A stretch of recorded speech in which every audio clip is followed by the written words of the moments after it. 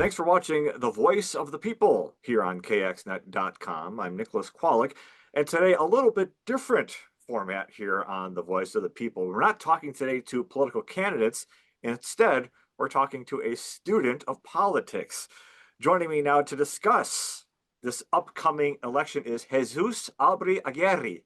Jesus, thanks so much for joining me. Yeah, thank you for having me on this day. Absolutely. So, obviously, most people don't know who you are or not much about you. So, tell us a little bit about yourself. Okay, well, originally grew up in Fort Myers, Florida. Then, during the oil boom of North Dakota, family moved up to North Dakota. Been up here for, I believe this is our 12th or our 13th year in North Dakota. So, quite a few winters. Um, Live here with two of my siblings, father, mother, and our dog and three cats. Oh, wonderful. Okay. So now I should point out Jesus is a student at one of our area colleges here in Bismarck. And tell us what you're majoring in, Jesus. I'm majoring in public policy and administration. That's quite a mouthful. So tell us why you decided to major in all of that.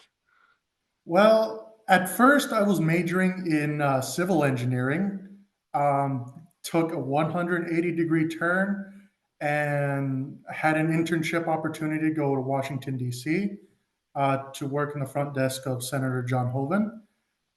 Really loved the experience, really loved the atmosphere, and I really loved history growing up. So I decided to change my major. Let's go into public policy. I have a heart for it. I really enjoy it, and it's something I want to pursue. And so why is that something you want to pursue? It mostly comes down to civics. I do love helping people. Even now, I'm part of the student government at Bismarck State College, and everything around there entails helping out students, helping out their classes, food pantry, everything in that matter. Um, it's just lending a helping hand. I really like that, Mhm. and I just want to make people's lives a lot easier. Um, Okay, the basis of it. sure. So tell me about when you were growing up, what it was your recollection about politics and elections and all of that compared to what it is now? Um, the earliest time I've ever really understood politics was probably back during 2012 on Obama's second term. Um, Politics at that time didn't really mean too much to me. Never really got involved in it. I never stayed up late at nights watching the elections, midterms. But it wasn't until 2016.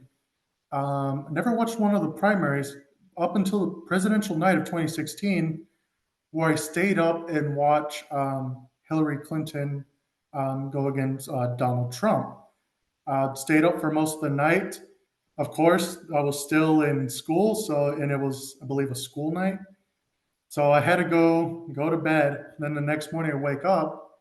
My mom told me that Donald Trump won, and at that point, I didn't know who these candidates were. I didn't know nothing about them, so I just did more research, digging in a little bit more. And with my love of history, I'm like, man, I can really go into this. I understand this. I understand what they're saying, and it kind of just built off from there. Since 2016 up until now, I've just been having a pretty close eye on politics. You're majoring in public policy. Um, when people ask you what you've learned about public policy, is that something that when you start to talk to them, you sort of surprise them? What's your sort of um, observation about that? Typically, when people ask me about public policy, one of the first things they say, "Why would you go into government?" Like, in a time now where people are pretty anti-government, they don't really trust it as much. To me, I trust I trust democracy. I trust that a vote matters. I trust that no matter what bad policy comes forward, there will always be someone to replace that bad policy with good policy. And of course, I have a love for it. Met a lot of influential people, and you know, I like civics. I like government. I don't know what else to say about that. Um, just the funny bone in my body. So, what have you discovered as far as taking the classes that are required of you in school, um, that helps you to better understand, or at least get a better sense of, you know, the understanding of what our politics currently is or what it could be right now? Yeah, so a lot of things that I've learned is how a democracy is supposed to function. Nowadays, a lot of political candidates will get into mudslinging, just trying to make a bad name for other people, just so they can have more of a spotlight. I don't think that's how politics should be. Debate shouldn't be that as well. That's what I've kind of seen more goes to. Um, which is not supposed to be how it's supposed to be.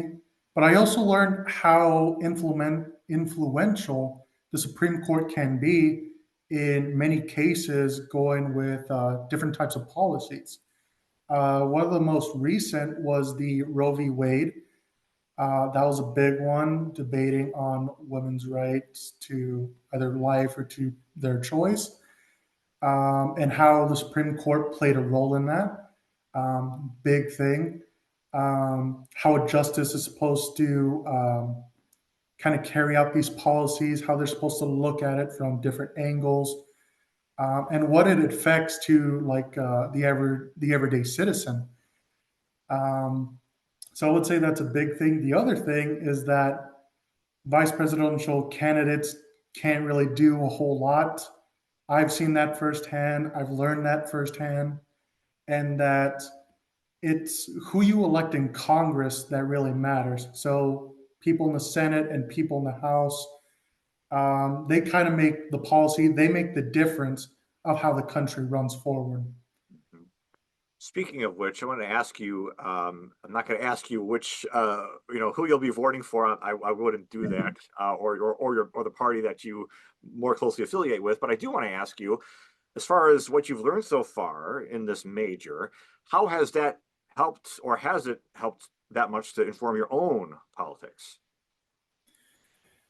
Um, Learning from everything, really cementing how you're supposed to critically think about issues. It really has swung my politics in all different directions.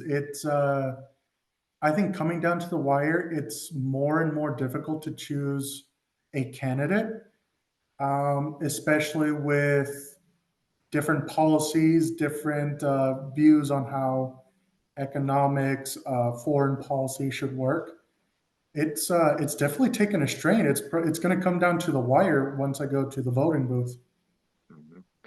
I've had nearly every candidate running for office locally here on the podcast leading up to the election, and one of the things that they've tried to get across to our viewers is the fact that, you know, obviously people are free to vote however they wish, but some of them or most of them would hope that they vote, whether they like the choices that they have at the top or not.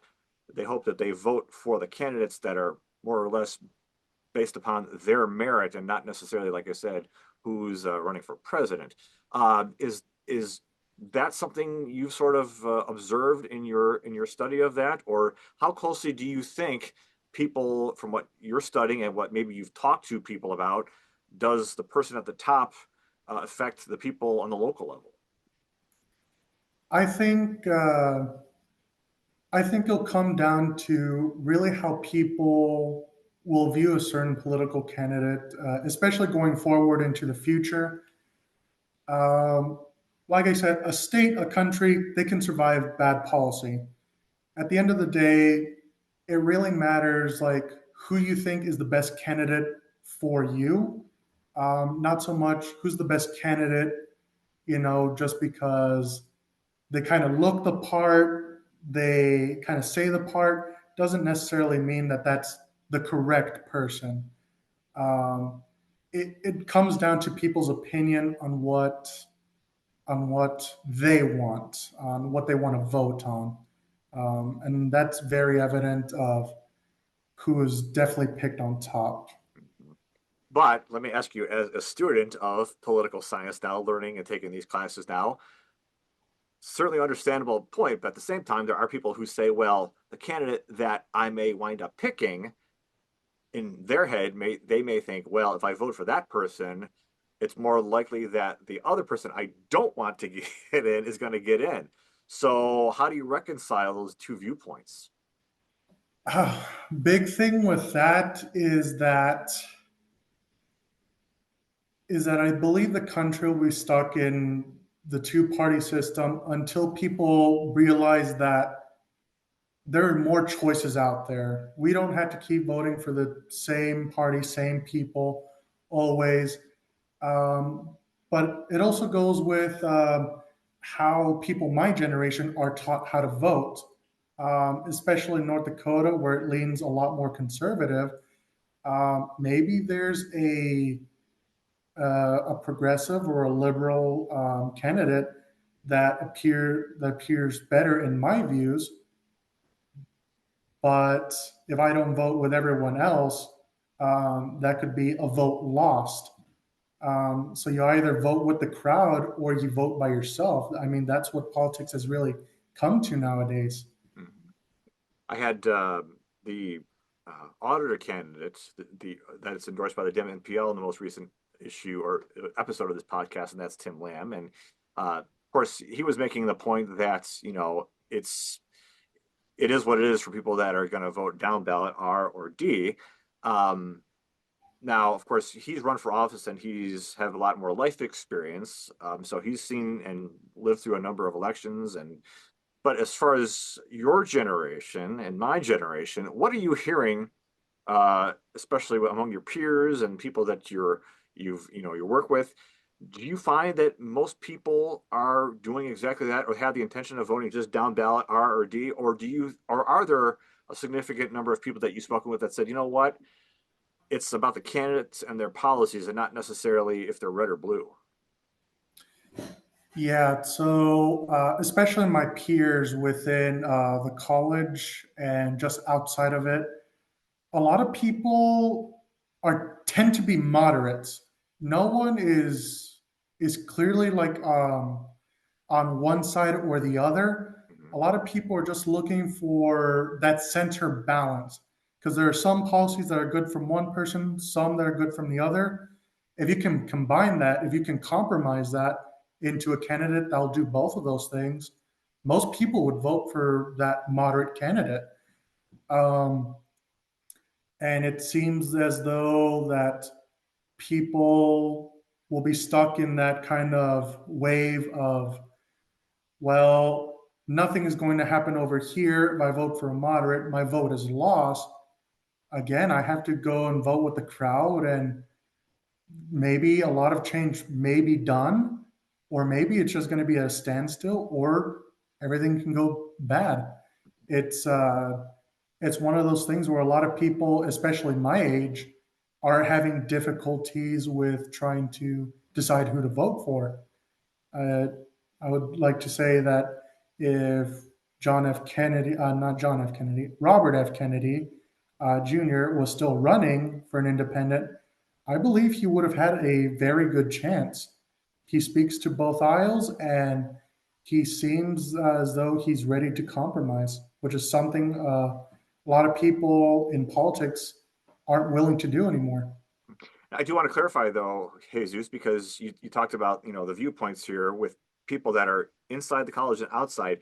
Do you find the people that are doing things like you're doing, studying public policy and politics, tend to be more moderate? Because I think, at least, on the coasts, the people that are involved in politics, studying, of course, there's two different sides to every issue. But I think our viewers might think, well, if they are more educated, they may tend to want to vote or lean a little bit more left. And then there are some people who think, well, the person who's just going to vote that doesn't know anything is just going to walk in and vote, however they wish. So how do you explain that? I think it really comes down to who's teaching the new generation of students, who's teaching the new voters. As for my professor, he's done a very good job of explaining both viewpoints, how things work.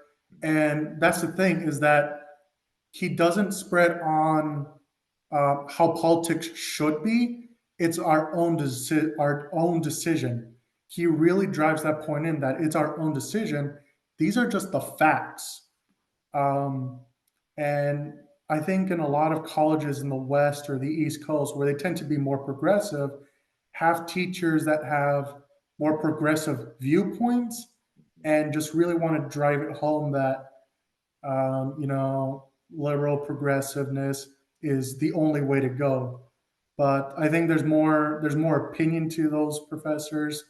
Um, at the end of the day, it's better to just be stating the facts.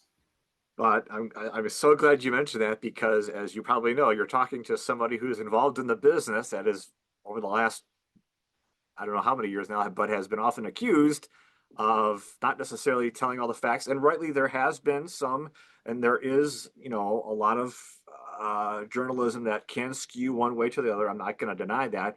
But as far as actually telling falsehoods, do you think the people that are studying in your class have the intuitiveness to figure out exactly what's being told to them? And I'm not saying your professor is doing this, but do you think they have the intuitiveness to figure out exactly what is a fact, a true fact, and not necessarily something that may be perceived by someone as their own fact?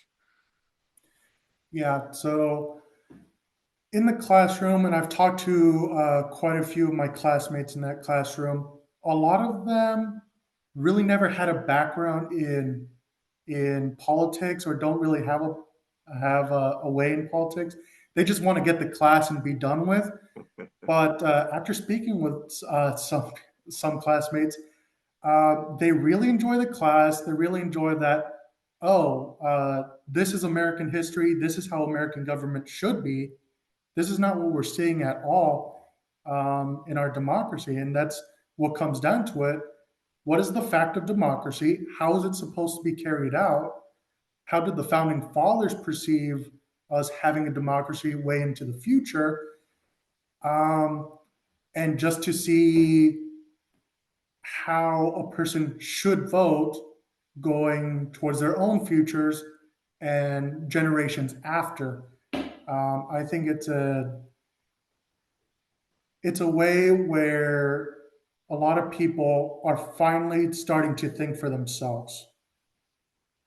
So, on that note, in your opinion, how consequential is this election going to be? I think this election will will be the end all for either the Republican Party, or it may lead to, I don't know, much more fiercer debates in the near future.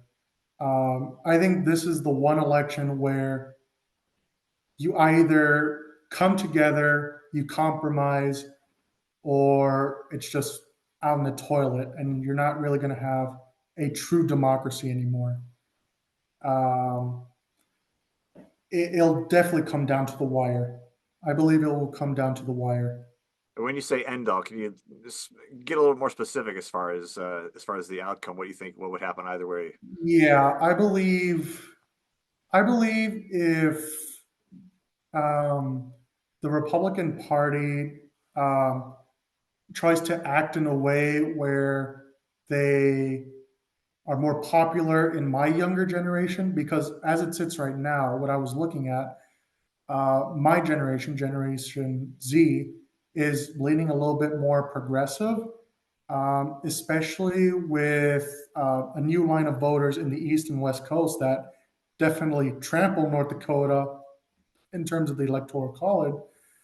Um, it could be, it could be, I don't know how else to say it, but catastrophic, that I think Republicans need to be on point with what the younger generation want, um, how to perceive their, how to meet their needs. Because right now, biggest issues definitely the economy. I mean, I'm still living here with my father and mother. After graduation, who knows if I'll have enough money to own my own home. That's the basis of, I think, every American citizen. Everyone wants to own a home. But in this economy, I can't own a home. Property taxes, I can't own a home. Or food, groceries, that's another big issue that's just been plagued. And then certain foreign policies that might get us involved to where the draft might be instituted again, especially in conflicts that should have been resolved much easily. And I think the one thing the Republican Party has for it is definitely the character. And then the progressives, Democrats really have the mentality to push for more um, rural voters instead of urban voters. I think it'll come down to who is more liked, who has better policies, um, and who do we have as a future face. Because there are definitely some candidates that would have been much better, especially policy wise, especially in Florida with Governor Ron DeSantis. He proves that a person can get an economy back up and running. You can have vaccines, and you can have people out in the open, and you can have a stronger market as a state market than everyone else, while everyone else is suffering. That to me would have been a perfect candidate and would have been a much better face for the Republican Party. And just a couple of minutes here left here, Jesus. How do you feel about voting this year as far as your vote and your ballot being secure? I think I think the vote and the ballots they really need to be looked at. After 2020, there were some news sources, some articles that have said that there were some falsehoods, um, even though into the next presidential election, Biden's election, there was even more evidence to say that some ballots weren't all the way turned in. I don't know if that would have overturned the election at all, but I think security for this election will be a very top priority. I think it should be a top priority. I think if you want people to be more involved in the booths, in the voter booths, you have the government itself has to say we have to make these more secure, and your vote does matter. Mhm, Otherwise, maybe we'll see lower populations go to the voting booths. mhm. So do you trust that your ballot's going to go where it needs to go? I have trust in my state that and the people that count the vote that it will go where it needs to go. Hmm. Well, Jesus, I thank you so much for your time, and good luck in all your studies. And who knows, maybe we'll see you on one of the ballots here in the next couple of years. So we'll see. So again, thank you so much for your input. I greatly appreciate it. And of course, thank you, as always, for watching the Voice of the People podcast here on kxnet.com. We'll be back soon with more on the questions and answers affecting you. Because remember, it's your voice that matters, the voice of the people.